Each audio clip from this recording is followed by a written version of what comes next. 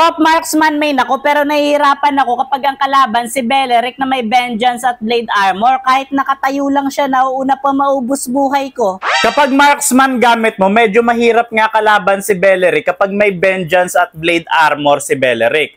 Ang gagawin mo ngayon, bibili ka ng Radiant Armor para may pangdepensa ka sa return damage ni Beleric. Pero maganda rin ang items na to pang counter kay Beleric. Huskclaws at Rose Gold Meteor. Ang Huskclaws at Rose Gold Meteor kasi pag pinagsama, magkakaroon ng mataas na hybrid defense ang hero mo.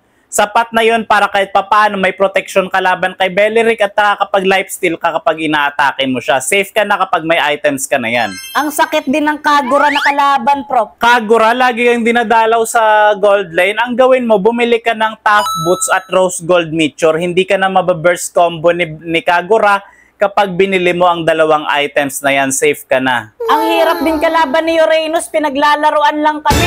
Uranus, pinaglalaruan lang kayo, wala kang damage kay Uranus. Ang gawin mo, bumili ka ng Life Bane item. Ito yung si Halberd para kahit paano hindi siya makapag-sustain.